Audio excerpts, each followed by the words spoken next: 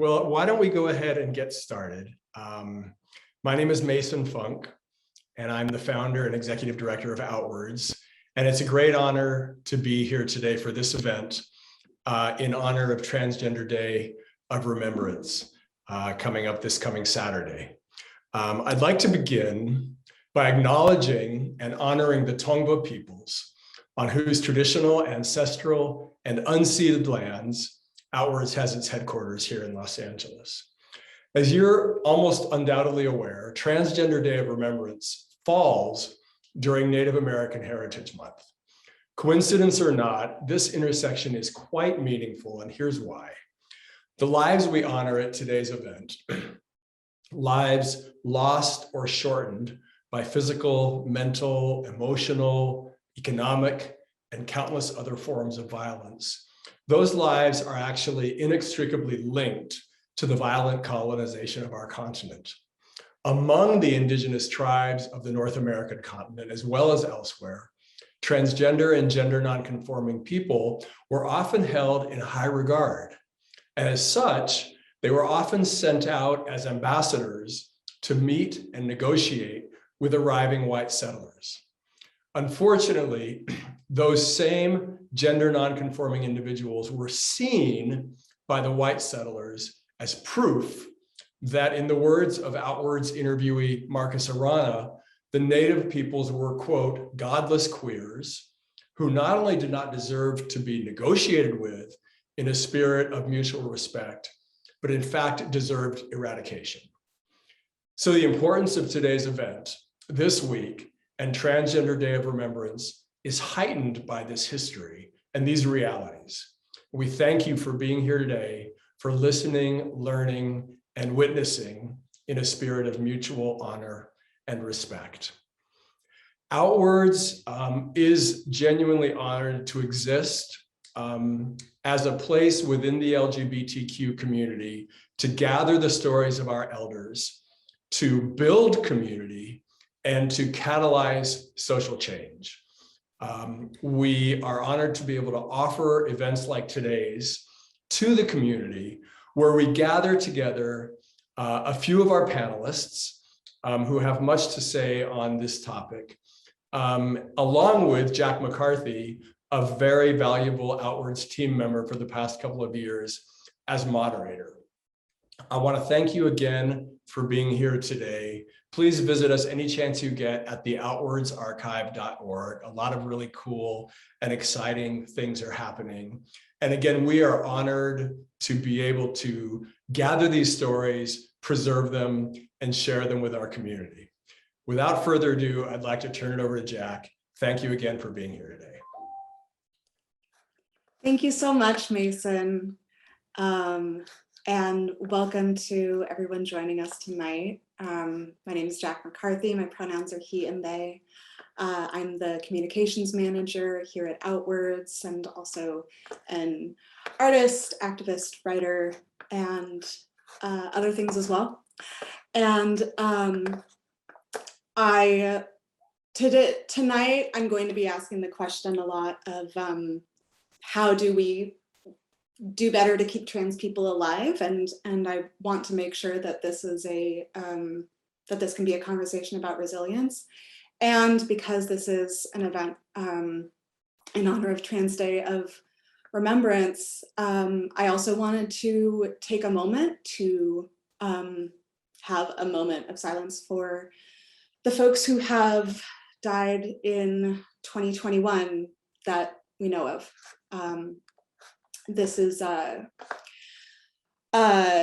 blurb actually for this event referenced 43 people dying in 2021 so far as of the end of October, and that number is up to 46 now.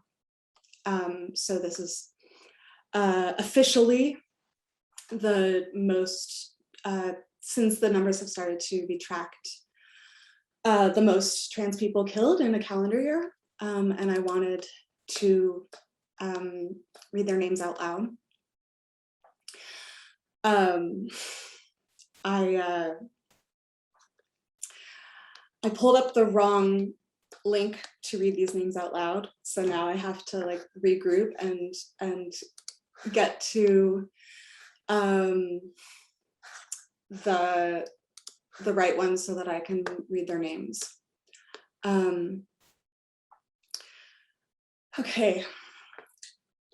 Tiana Alexander, Samuel Edmund Damian Valentine, Bianca Muffin Banks, Dominique Jackson, 50 Bands, Alexis Braxton, China Carrillo, siblings Jeffrey J.J. Bright and Jasmine Kennedy, Jenna Franks, Diamond Kyrie Sanders, Rihanna Pardo, Jada Peterson, Dominique Luscious, Remy Fennel, Tiara Banks, Natalia Smut, Iris Santos, Tiffany Thomas, Carrie Washington, Jahara De Alto, Whispering Wind Bear Spirit, Sophie Vasquez, Danica Danny Henson, Serenity Hollis,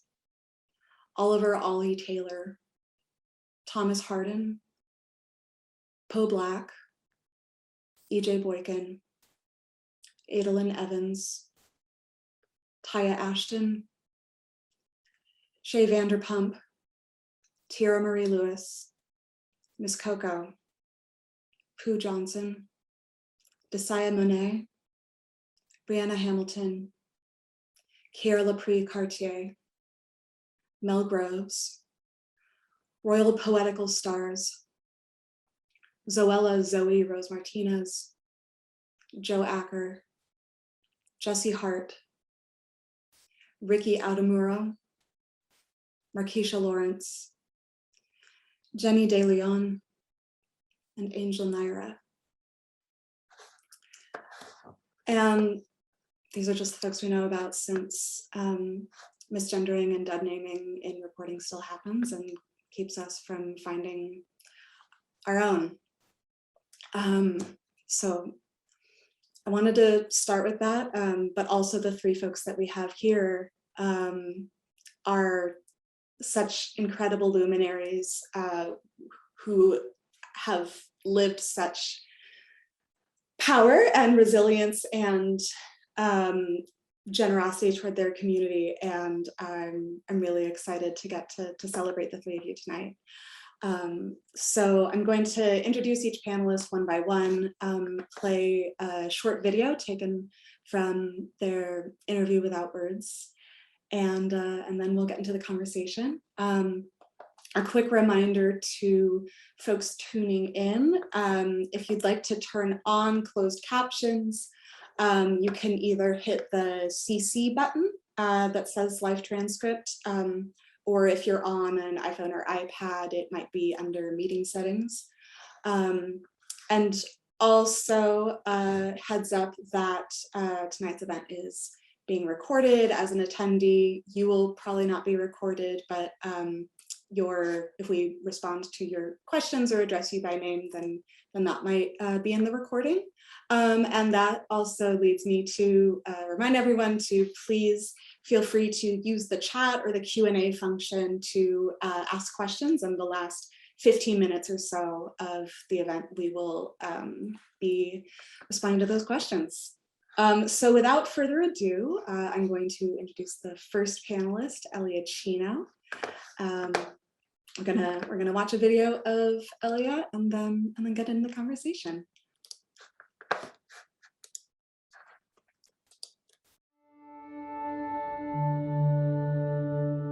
In 1989, my best friend in Mexico City died.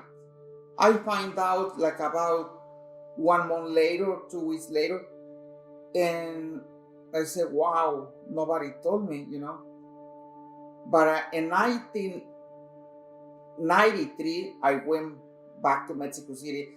I went to visit his mother, and she told me, you know what, Gustavo died from that horrible disease called AIDS. Take care of yourself. I was in shock, you know. AIDS. Then I come back to Houston. In that year, my brother from Church of Christ, he died also. And I was talking by myself, oh my God, he never told me that he was gay, you know. But back those days, you know, AIDS only was for gay people, you know. That's what the people were saying. When I discovered that these two very important persons on my life, they died from AIDS, that when I was starting in my mind, I need to do something about it. And that's when I start putting the pieces, the words for the Latin American Foundation Against AIDS. AIDS was a taboo, was a fear, was a discrimination in the Latino community. And then when I was passing out and asked permission to passing out HIV literature in the Latino neighborhoods and the Latino businesses. No, we don't need that here. Over here is no AIDS. Over here nobody has sex. Please, okay? You know, that they never talking about that issue with their family. They was afraid. They was scared to tell their family. A lot of people, they was moving, escaping from the discrimination, from their families, from their Latin countries, and to come in and move to a better place. And what they find is AIDS. So many things, you know, in my life have happened, but I never stopped working in established flags. And finally, in 1999, I received a letter from Harris County. You was approved for a grant for $100,000 for 1 year. And that's when I opened flash offices to the community. To be a trans woman, to be an immigrant, all those kind of things, okay, that also never let anybody to put you down. Never. You always need to fight for your rights. That we are equal in this world, in this beautiful earth that God created for everyone.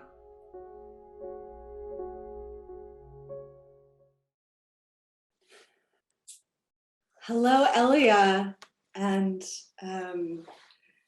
it's a joy to have you here with us. Do you want to introduce yourself and tell us a little bit about FLAS and about you? Oh, you are muted. Thank you, Jack, for inviting me to this day of remembrance of the trans community. Thank you to God, I always say, for this opportunity to be here today.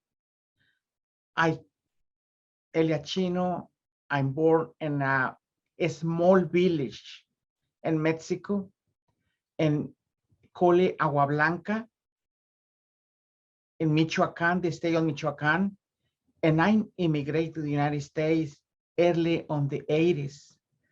I immigrated to the United States to have it a hope, to have it a better quality of life, to have a better opportunities.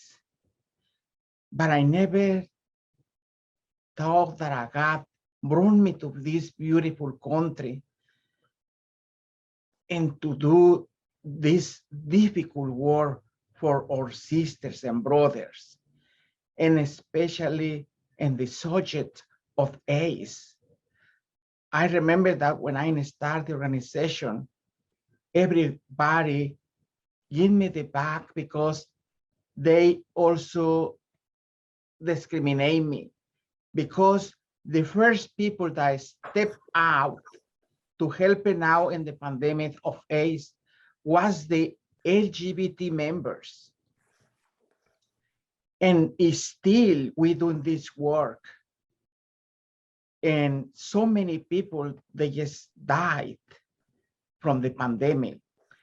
And also I was so sad to looking up the leaders around the country that they was dying also from COVID last year.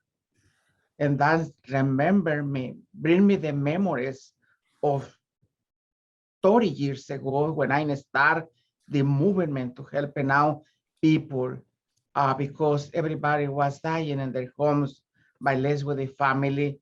They was dying with friends' houses and apartments and hospitals. Yeah. And so many of these brothers and sisters, they don't have nobody here. They just was buried when nothing disappeared of the world. Yeah. And each day I've been fighting for provide quality of services for the LGBT community, but at this time, especially for the most vulnerable and marginalized, the trans community.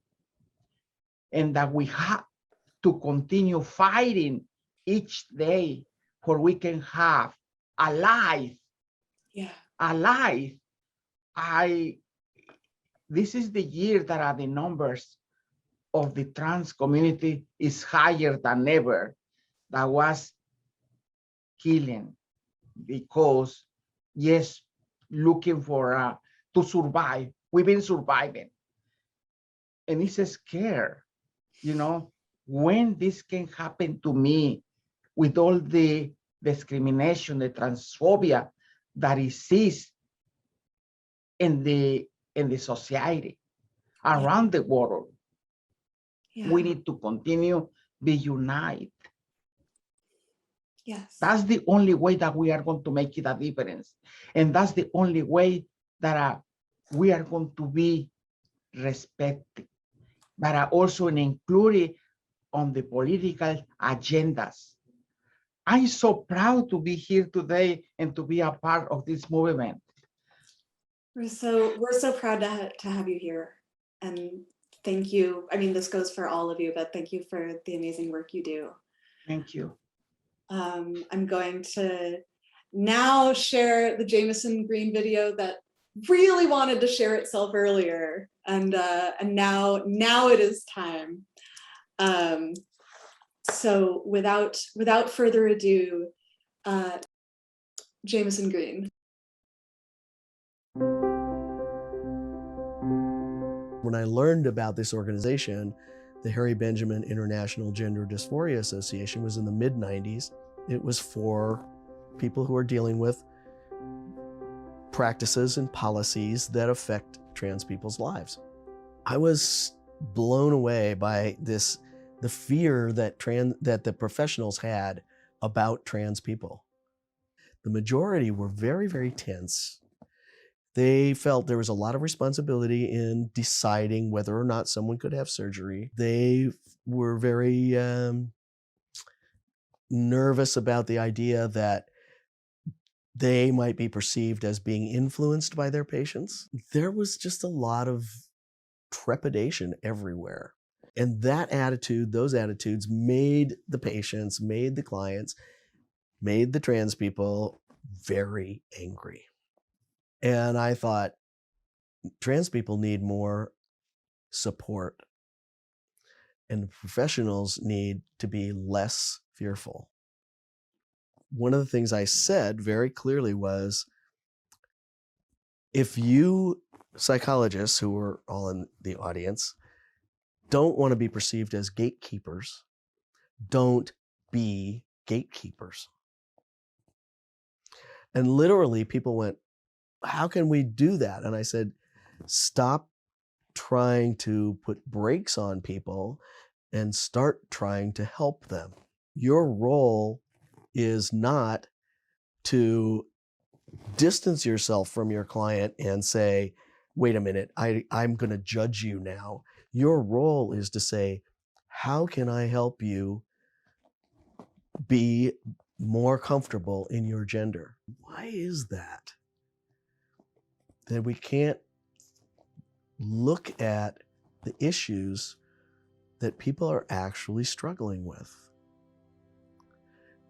and not judge trans people for being different, for not looking right, for having a gender variance that doesn't feel quite within the bounds of comfort for the observer. Let it go. Let it go. There is no reason for you to be frightened of me.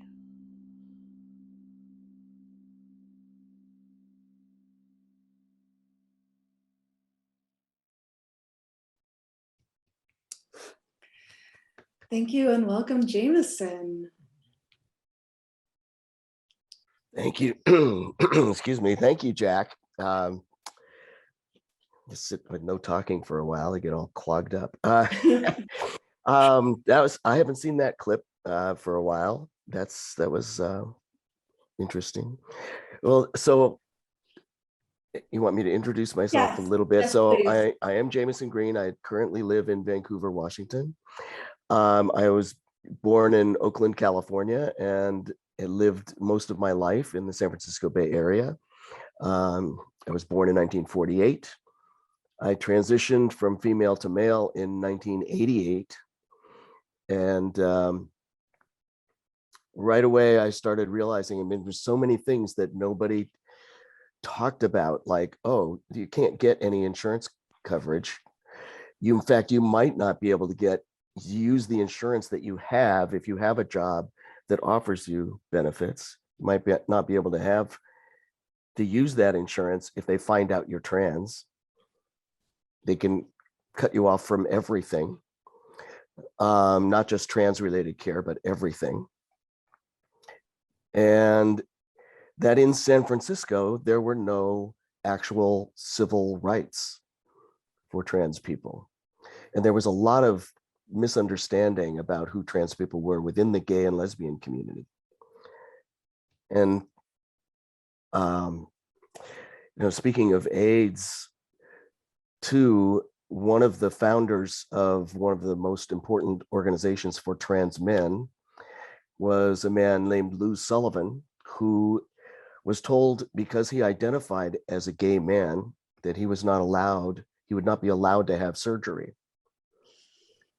And he spent a lot of time trying to explain to psychologists, psychiatrists, that there's a difference between your gender identity and your sexual orientation. Even though they knew that, they didn't really know how that worked in real life. They knew it as a fact on a piece of paper, but they didn't know how to apply it. And then he caught HIV, he got HIV, he was infected, and he died shortly before his 40th birthday in 1991. And what he said when he got the diagnosis was, well, they tell me I can't live as a man, but now I guess I'm going to die as one. And he spent the remainder of his life at that point doing everything he could to expand that knowledge about trans people, about gay identified trans people. And then he gave me responsibility for his work. He passed his work on to me, and I carried that forward. And it was a great honor, frankly. Yeah. And you're bringing up something that I really wanted to make sure that we talked about today, which is that there are many ways that trans lives get cut short, and this day was created specifically to honor those who had been murdered. And there are all these other ways that are other reasons why our life expectancies are shorter. Right. And yeah, I'm glad that we're already addressing this, and I haven't even finished introducing you all. Oh, sorry. No, it's okay. So last but certainly not least, it is a pleasure to introduce you all to Mia Yamamoto. And let's hope that the video runs smoothly for this last one. I can remember specifically when I was 19, trying to figure out a way to kill myself. I was no longer in school. I was working at a grocery store, and it felt like everything was slipping away from me. And I can remember sometime too, after I left the public defender's office and I was in private practice, I went through another period where I kept feeling like there was just no place for me in the world. I just felt like, if the only place for me, the only place I ever knew of transgender people was out on the streets, drag queens, street queens, or on the stage, female impersonators, I couldn't relate to either one of those lifestyles. And I feel if that's the only thing that's open to me, I think I'd rather be dead. I turned 60, and I remember saying at that point, I don't care what happens, I'm going to transition. I don't care what it takes. I don't care what I lose. I remember John, my office partner, when I told him, he couldn't believe it. He said, how can you do this now? You're in the twilight of your life. Why would you throw everything away this late in your life?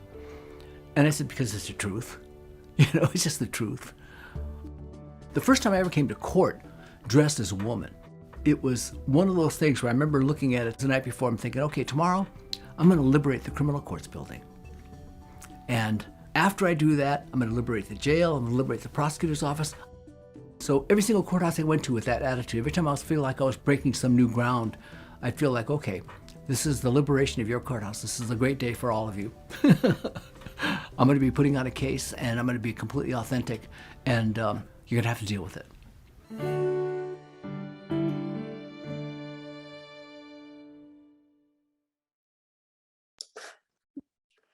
Thank you, Mia, and welcome. And would you like to introduce yourself and say a little about yourself? Thank you for the video, and I just have to say I'm really honored to be on here. Actually, I've been reading about Jamison Green for the last how many decades, because his name was sort of a bellwether for anybody who understood that the struggle that we're going through. So I really appreciate, and I want to talk about this opportunity a little bit. Thank you very much. Thank you for all the work you're doing, Elia. That's, I haven't done that kind of work. I haven't done enough of it, certainly. So I really appreciate it. I'm so grateful to you both for bringing it for so long. I was an old woman by the time I transitioned, but I did see a lot of history. I saw the discrimination against both trans, all LGBT people. LA was a place where they were trying to run us out of town. And they actually, the police and everybody else had a very concerted effort directed and targeted at us.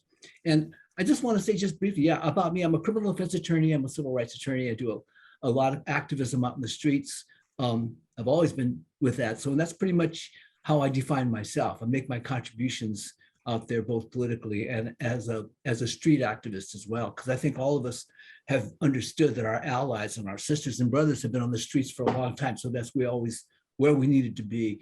I just want to say that one thing about the people that are murdered, because that's what we're here for, to memorialize them and to make sure they are never forgotten, but to never forget that this issue, this hostility and this violence towards trans people, towards especially trans people of color, is not going to end unless we attack the root causes of bigotry.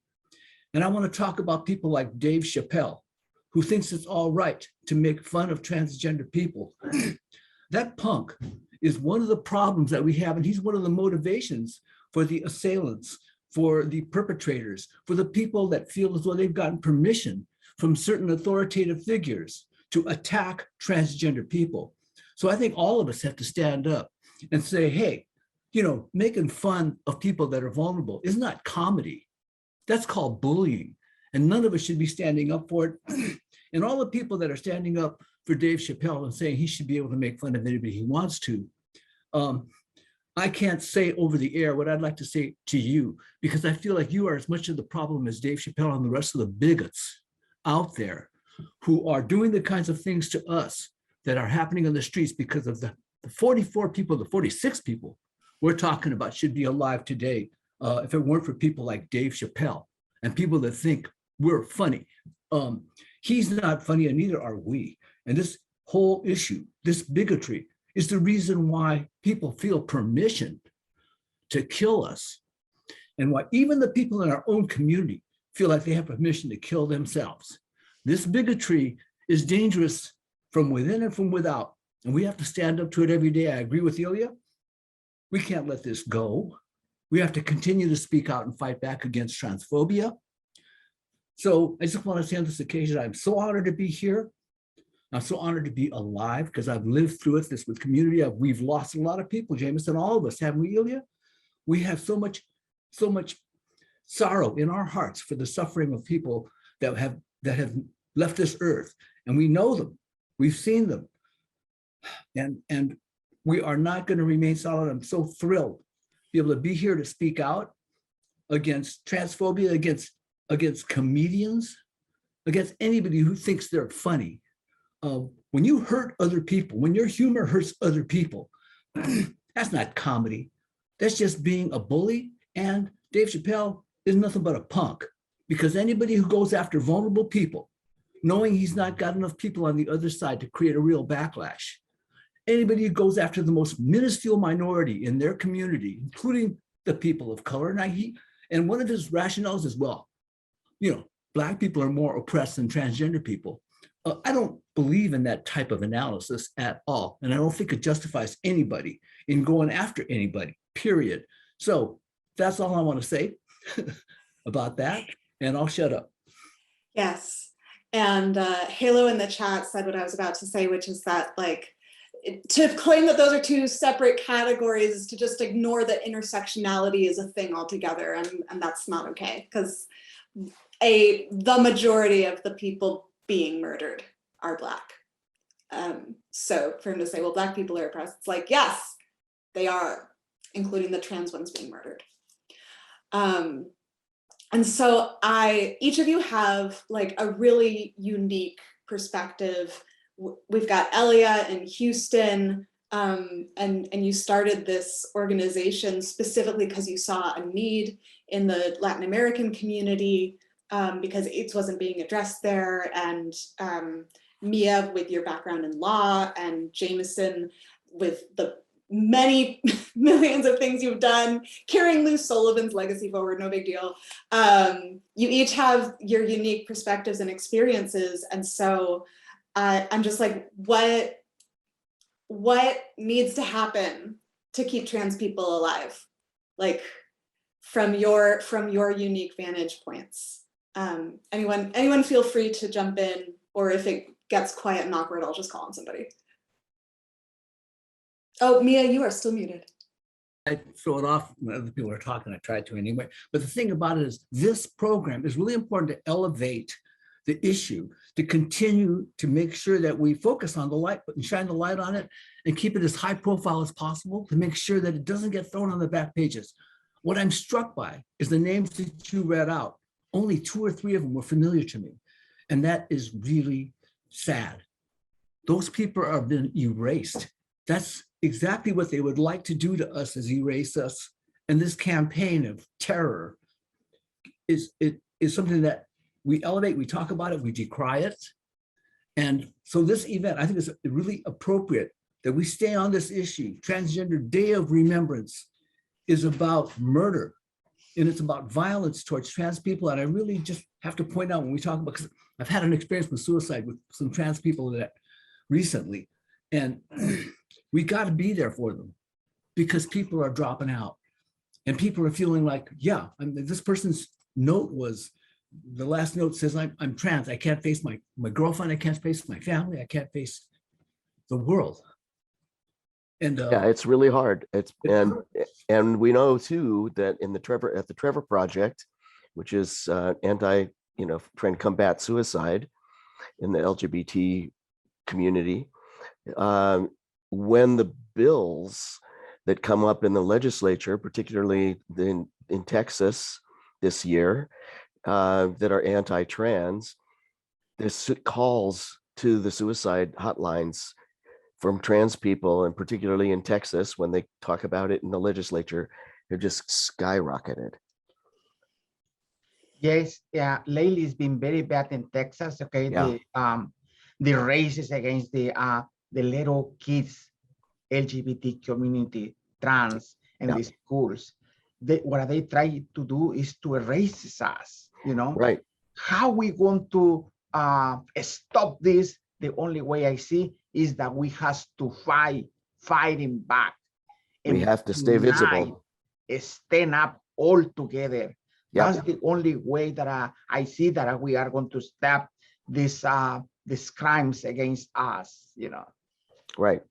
We have to stay visible, and we have to encourage our allies not to be afraid to stand with us. I think I just want to say something. I guess I talk about this all the time, actually, because I always talk about Frederick Douglass and talk about how he said when he fought against slavery, it was for himself. When he fought against racial discrimination, it was for his people. But when he fought against discrimination against women, he found some nobility there. Mm-hmm. He got chastised by people left and right. They called them all hermaphrodite. They called them all kinds of names. But he actually pointed out to something that was really important, and that is that no minority movement can succeed without the support of our allies. We need our allies. We need them to help us. We cannot succeed without them. We have to convince them of the justice in our cause so that they'll march with us. So this dialogue has to happen. What we're doing right now has to happen. And we have to be good allies too. Absolutely. We have to stand up for other targeted and oppressed minorities, all the people that are on the margins. Every single one of us, we should be standing up for Black Lives Matter. Yep. Because that's one of the movements that has placed us where we are today. And the unfinished business of the civil rights movement is still Black Lives Matter. And that is the vanguard of justice, of change. So we have to be allies too, but we have to deserve to be allied. Right. And confronting the support. truth and reconciliation about slavery in this country and about the genocide in this country. And Jim Crow. Well, that and also for the indigenous people. I mean, Yeah. And the land and the environment. I mean, everything this country has been founded on just sucking things up, chewing them up and spitting them out. Absolutely. We got to honor our history by trying to make amends to the communities which have been oppressed and the generational oppression that has taken place with the genocide and with discrimination, slavery. All these sorts of things have resonance today, and they are appropriate to deal with today, right now. Start talking about it, start making amends to people, and maybe we can heal some of these breaches that we have that we're living with. So yeah, I'm all down for that. Especially, I was born on a Native American, I was born in camp, as you know, I was born in one of those camps they had for the Japanese Americans, but they put us on an Indian reservation. And they didn't like it. Believe me, the Indians, the Colorado River tribes didn't like the idea of them throwing a jail right on their property. But sure not. The cool thing was, my mom says I'm an honorary Indian. Also, the legislation this year in Texas, they passed the gum. Okay, everybody can buy a gum. You know why they do this? They want that we kill each other. Right. You know? Yeah, it's really scary. Yeah, very scary. And also all these murders has been forgetting about the trans community. They never resolve these murders because they don't care. Right. That's right. And that's why we don't know many of the names, because nobody cares. Right. But we have to care for that, and we have to continue fighting. That's right. As Jack was saying, it's just the ones we know about. That's right. Yeah. And those are just the ones in the 46 is just the ones in the United States. There are hundreds more around the world. Yes. And still mostly trans women of color. Yes. Yeah. So, I mean, I thought about this day when I heard about my friend's kid last week. And I thought, another victim of transphobia, and only the family will know. And that's it. That won't make the papers. We won't know that person's name. Mm-hmm. And there are so many. It's just the tip of the iceberg. And that's exactly what Jack is making reference to. It's just what we know. Because a lot of people are just ashamed to announce publicly that they're trans. And maybe that's one of the reasons why we're here.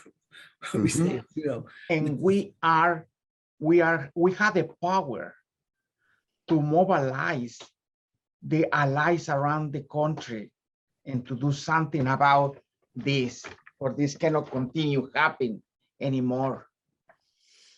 Yeah, that's something else that I wanted to talk about, because we are more visible than maybe ever before, at least in the States, or at least since the States were the States, because as Mason said in the land acknowledgement at the beginning, that, you know, gender expansiveness was very much a part of what happened on this continent before colonizers came into the picture.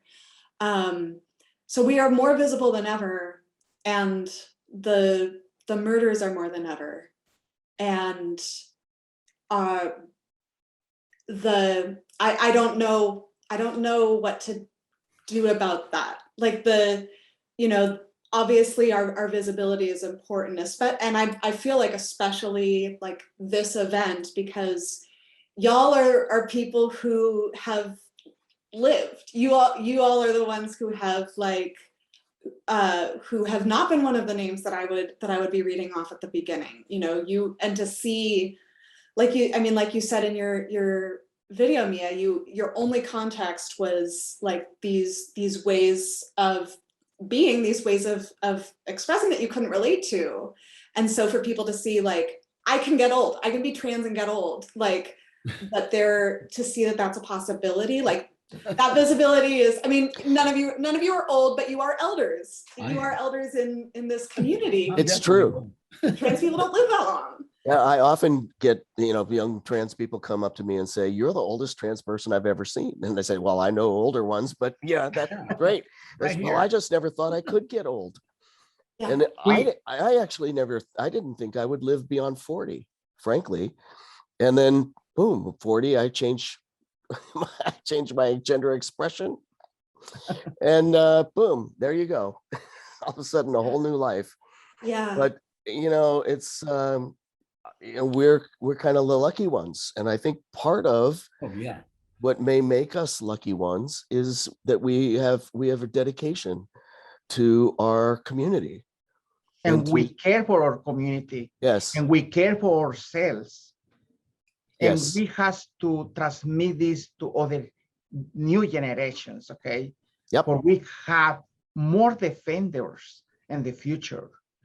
We have the ability, we have the resilience to survive in all these years in the crime against the LGBT community and also the trans community.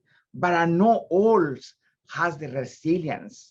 A lot of brothers and sisters, they tire and they commit suicide. Yeah. It's so sad to see that, because they are tired of the system, you know. Yes. The system, the criminalization that exists on the governments. I just want to mention that I think I'm going to make a pitch for Outwards, because I believe that the stories of all these individuals who have gone through these times and experience what they've experienced, both good and bad, are extraordinarily important, because these are stories that were buried in years past. Shame, guilt, and all sorts of things that drive things underground took the place of truth. And so it's really, I feel I'd like to pay a little tribute to Outwards and what the mission is, to preserve the stories and the voices of these folks who were silenced so readily and so easily in the past. Just maybe make that one little pitch on behalf of our sponsor. Great pitch. I talk to a lot of psychologists and researchers, and I tell them, you know, you talk about trying to study trans people, and why don't you study resilience in trans people? Yes. I mean, this, what we have gone through as a community, and especially in the past, you know, before we actually could connect with each other the way we can now, is just phenomenal that there are so many of us. To be perfectly honest, it is. But trans people have always existed. You know, we've been here in every, as far as we know, in every class, every race, every culture since the beginning of recorded history. Yes. You know, and I get the one thing I get when I came out in the law community, in the trial courts of Los Angeles, the people that came to me all said, I have a trans kid, and my kid is 4 or 5 years old, clearly, I want to grow up to be a girl. Can I? He said, I got to talk to you about this. And so it was like a huge pouring of people coming to me and saying, I got to talk to you because I got a trans kid. And it's like this. Today, the one message I got is support a trans kid someplace. They're under attack right now all over the country, particularly in Texas. I hate to say that, but support a trans kid today, support a trans kid's parents, stand up for them in school, stand up for them in the community. It's not easy being a trans kid. It's harder than ever. It's not easy to be a trans adult, Frank, but it's tough on it to be a kid. And coming up in a place which is unforgiving and unaccepting, they need you. They need your love. They need your help. They need your support and encouragement and their defense. Stand up for them. They need it. Hasn't been that long since parents of trans kids have actually been able to hear their trans kids, because trans kids have been here all along, but parents couldn't hear them or refused to hear them until recently. And I think part of that visibility for trans kids came from visibility of trans adults. His parents, they don't want to know. They know, but they don't want to know. Yeah, that's true. About the sexual orientation of their children. Mm-hmm. And sometimes they just push it away. Yep. And they go on the wrong ways to find drugs, alcohol. When I was a young public defender working in the juvenile court, I came across trans kids, 13, 14 years old, got kicked out of their house because they wanted to wear a dress. And after 2 or 3 days of not eating, sleeping in the streets, they resorted to whatever they could do to get a meal. And in the juvenile court, I saw so many parents, because they're supposed to come to court, but some of these parents were absolute monsters. And these kids had to grow up with these folks. They had kicked them out of the house, but they had to come to juvenile court, and they refused to take them home. And this is just what life's like for a young trans kid. You know what I mean? That is not as young as the kids that are getting messed with out there in schools and on the streets and in communities and in churches. Mm-hmm. This is something that needs people to speak out and have the courage to stand up for somebody that nobody likes. It is a really noble thing to do, Frederick Douglass. Stand up for the most minuscule minority out there. But especially in the churches, we are punishment. They punish us, okay?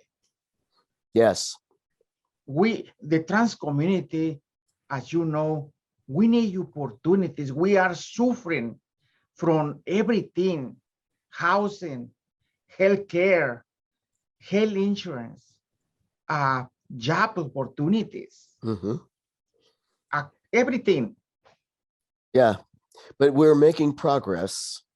We are making progress. There are many, many more trans people who are taking religious orders and becoming leaders in religions, in various sects, various denominations of religions. They've gradually, slowly, we have more and more trans lawyers who come out before they make it even to law school, or they're in law school and they come out, or they come out just after they graduate. There's more and more trans people who are becoming doctors, more and more trans people who are in business, engineers, starting companies, and so it's changing. It's changing gradually. But in the past, people didn't think they had those opportunities, and they stayed in the closet. They were afraid that if they came out, they'd lose everything they had. And many people did lose much of what they had. Yes, I see that it's slowly changing. But I think we getting there. Yeah. We have more inclusion. We have more opportunities. A lot of trans now, they executive directors, they've been founders and other organizations across and another states and another cities. Mm-hmm. And I see that I think they investment more for us. And that's what I want to see in the future, that also we can be on the government, to have positions in the government too.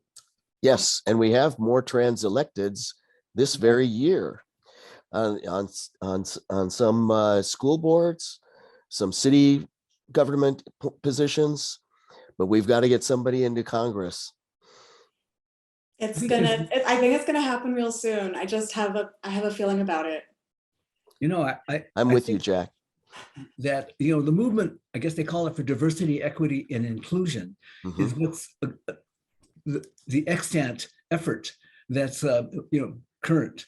But because I'm old, I remember that the movement for equality, Brown versus the Board of Education was 1954, and the integration of education that was supposed to take place, and it is still segregated all over the country. So, and I see Black people, we've had a Black president, but Black people are still getting screwed left and right on the streets, left and right in employment and all these other places. Equality has not been achieved for the great bulk of people of color any place in this country. So I'm really happy for as far as we've gotten, but I always worry about the poor people and the people that are powerless in all of these communities. And most of the time that's defined by the people that have been kicked out, you know, of their families. I think the politicians has to know that we was created for a reason. And the reason is because we trans power. We can do everything like everybody, like any human being. Yep. Well, and we finally have a president who can say the word transgender. that's true. No, I mean, I'm happy. Believe me, I'm happy for the president. I mean, Trump was an asshole. He was really a fascist. He set us back decades. Yeah. So, I mean, you know, the comparison is almost out of this world. Yeah. Going from that criminal to an actual human being. But we haven't passed the Equality Act yet. Yeah, and there's a lot of things that I think that, and I guess what I'm really concerned about is I see the kids getting oppressed left and right in the schools and in all these community organizations and churches. And I feel like that's, you know, if we can do something about that, we've already just got out here, right? And you're saying there's a place for you in the world. You can forge a We need an LGBT Congress. That's what we need. Yeah. Yeah, and this, Mia, what you were just saying ties in perfectly to the a question that was just asked, which is, what advice do you have for trans youth who are having trouble imagining that they will live a long life? Yeah, that's a good question. But I would take a look around and see that the transgender people, like Jamison is talking about a whole generation of people that are entering law schools, that are entering the courts, that are entering business and big government. And I would say that don't give up, don't lose hope. Right. You know, people are dropping out left and right all around us. We need to encourage them. That's what I would say. Find these kids. And like it's really important that they get some encouragement and support from the outside. And I just want to make a pitch for PFLAG. I just want to say that PFLAG has done more for our communities to advance our issues and our cause than any one of us could have ever done individually. So yeah, PFLAG is amazing. Yeah. Yeah. The people that love us are terrific spokespeople for us. And they have absolutely make a huge, so I say support PFLAG, support, because they're absolutely in the front lines of this struggle. Yes. And they need our support, our open public support for their causes. That's right. But I see now more hope for us, you know, and I hope that we can continue with this progress around everything. I do too. And it's not going to be easy. It never was easy. I still feel that there's a lot of hope for the future because we have made progress, and because there are more of us talking to each other, and because we are getting more intersectional in our work, and because there's more opportunity for people to connect. And I really think we just have to keep pressing forward. Yes. And the social media is playing a very important role on these conversations, where we can open more minds and inspiring other people around the world to be united and continue fighting for the justice and human rights for any human being. Yes. There are some intellectual issues that we have to deal with, because for instance, like the bigoted comedians hide behind turf ideology.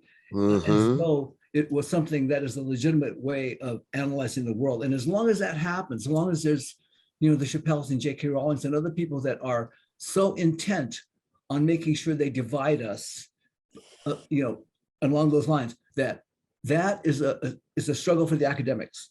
It's just another front line that I feel like the justifications for discrimination have to fall away, just like the discrimination.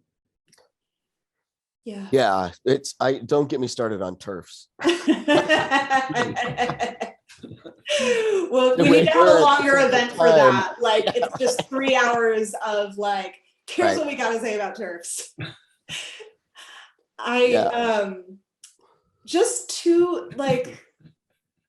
two personal experiences of mine that speak to what we're saying about like that there is cause for hope and that there is progress being made. Like Jamison, you know, what you were sharing earlier about like what was often happening with people's insurance when like their doctors or their insurance found out that they were trans. I just spoke to a doctor earlier this week about getting a gender affirming surgery, and I have a weird insurance that like Planned Parenthood doesn't take my insurance, and Planned Parenthood takes like every insurance. Yes. But apparently my insurance is going to cover this surgery, which I was really surprised by. And so to be able to just like be here in this space and to like hear, you know, the starting point and to be talking to someone who was there at that starting point and working to change that is major. And I also found out just before this event that the offices at WeWork, where Outwards is housed, is going to put in a gender neutral restroom on December 1st. And this was something that happened with like a pretty quick turnaround. And I just like, these are small things, and you know, I am one person, and there are many ways in which like I have privilege and access that like allows these things to be true. And I just wanted to share those because they're concrete examples of the way that things have changed, are changing, and reasons for hope. And it wouldn't have happened without your advocacy. It wouldn't have happened as quickly as it did without your advocacy. So thank you for that. Yeah, if you don't say something, if we don't make our needs known in a way that they can actually be met too. Yes. We need to break the silence. Yes. Break the silence.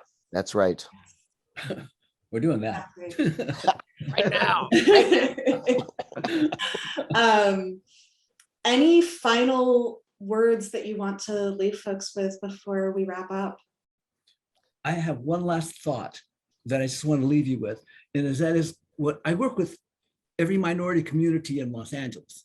And I always say that whatever we do for our own little community is meaningless unless it benefits society as a whole. And what we were trying to do is trying to advance all of society by coming out, by speaking our truth. And this is not just something for us, because what we do has to be for everybody to be meaningful. That's right. And to understand that the liberation that we are talking about benefits all of society, advances all of us, and makes us all better, even though we are a tiny minority. There goes my computer. And I just want to say that education is so important for us, because I talking about me because I never had the opportunities to go to the university, but I feel so blessed that I've been able to overcome all these barriers, you know, that I've been have through all my career.